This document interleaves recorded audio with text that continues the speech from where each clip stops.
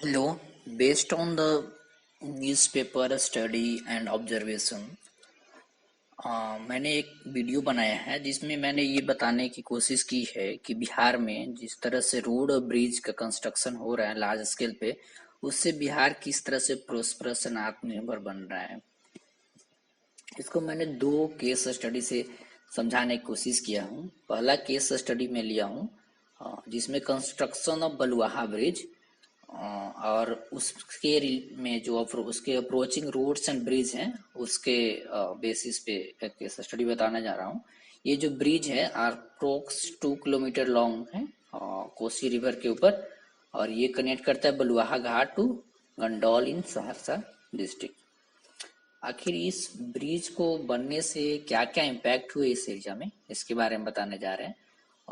पहला इम्पैक्ट मैं देखता हूँ कि फार्मर्स इस ब्रिज से काफी बेनिफिट हुए हैं। जैसे कि पहले ऐसा हालात थे कि ब्रिज नहीं थे तो वो इलाका पानी से हमेशा भरा हुआ रहता था, गिरा रहता था, और किसान जो थे वो अपने मार्केट पहुंच नहीं पाते थे। और इसीलिए ये तो ये अच्छा से खेती कर नहीं पाते थे उतने इंटरेस्ट से, या फिर किए तो ऐसे ही कहीं पे जाके छोटे मोटे जगह पे बेच दिए, उनको उतना बेटर प्राइस नहीं मिलता था। अब क्या हो गया है कि वहाँ पे जो ट्रेडर्स है वो गांव तक लीज कर रहे हैं और बेटर प्राइस रियलाइजेशन है फार्मर्स को। लैंड का प्राइस उन एरियाज में 5 to 800 टाइम्स ग्रो कर गया है। हेल्थ का देखा जाए तो बहुत एक्सेसिबिलिटी फैसिलिटी, काफ़ी फैसिलिटी तो हो गए हैं रूट से, और फिर उसके करस्पॉन्डिंग पुल ये सब बन गए। तो वहाँ पे उन एरियाज में हॉस्पिटल्स भी बन गए हैं, गवर्नमेंट एंड प्राइवेट। और इस ब्रिज को बनने से काफ़ी लोगों को जॉब हो गए, एम्प्लॉयमेंट मिल गई। कैसे? ये जो ब्रिज बन गए उसमें देखिएगा, ये ब्रिज और जो अप्रोच रोड है उसके दोनों ओर बहुत सहारे मोड़ चौराहे पे देखिएगा कि दुकान खुल गए हैं। और इन रोड पे जो गाड़ी चल रहे हैं, जो आसपास के गांव है वहाँ के लोगों ने गाड़ी खरीदी इस पे चलाने के लिए, तो वो गाड़ी का भी बिजनेस उनका एक चल गया। और बहुत सारा और इन्वेस्टमेंट भी इस रोड के अलोंग में लग रहे हैं। अब ये हो गया कि इस रोड ब्रिज के कंस्ट्रक्शन होने से ऐसा देख पाया, ऐसा हुआ कि सहरसा और दरभंगा के बीच जो डिस्टेंस था वो 200 किलोमीटर 100 किलोमीटर हो गया। उसी तरह समस्तीपुर का जो डिस्टेंस था वो रिड्यूस हो गया 238 से 138 किलोमीटर का। इससे क्या हुआ, टाइम भी कम लगेंगे और जर्नी का, और फ्यूल भी सेव होंगे, और मनी भी बचेंगे। और फिर ये देखने को हुआ कि इस एरियाज में जो कि हमेशा फ्लड, कोसी रिवर से के फ्लड से हमेशा इम्पैक्ट के कारण जो लेबरर्स थे हम ज्यादातर माइग्रेट कर जाते थे।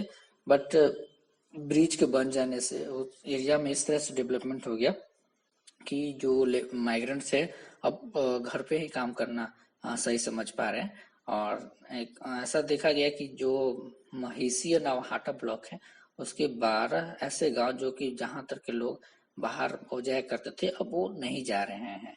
और इनके बनने से, ब्रिज के डेवलपमेंट से टूरिज्म का भी उस क्षेत्र में डेवलपमेंट हो रहा है। वहाँ पे महिषी एवं सोनबरसा का जो टेम्पल है उसमें भी लोग अब ज्यादा जा रहे हैं। और ये ब्रिज हो जाने से और रोड जो अप्रोच हो गए हैं उससे वहाँ उस एरिया के जो लोग हैं वो पढ़ाई के लिए आराम से एक दूसरे जगह से आवागमन कर पा रहे हैं। और ये रोड बनने से वहाँ पे बिजली सब जाने में भी काफी ज्यादा सुविधाएं हुई हैं। मैं दूसरा केस स्टडी लिया है जेपू सेतु, जो कि पटना को हाजीपुर से जोड़ती है।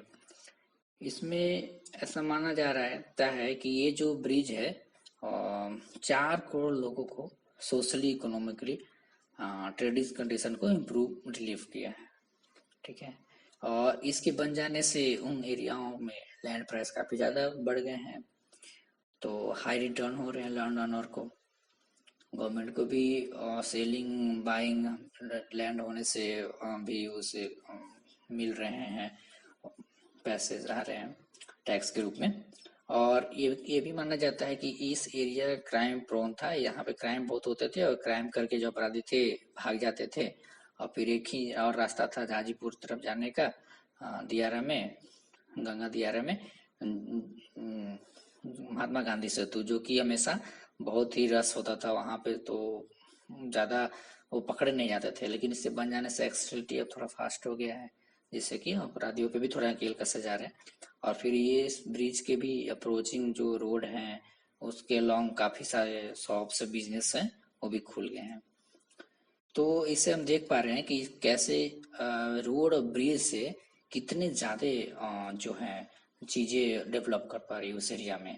जैसे इसमें मैंने एक काइंड ऑफ फ्लो चार्ट दिखा पाया हूँ कि कैसे रोड ब्रिज से फार्मर्स हो गए, लैंड ओनर हो गए, यूथ हो गए, माइग्रेंट्स हो गए, tourism, crime, time, money, investment, services, कैसे ये सब सारी चीजें इम्प्रूव हो रहे हैं।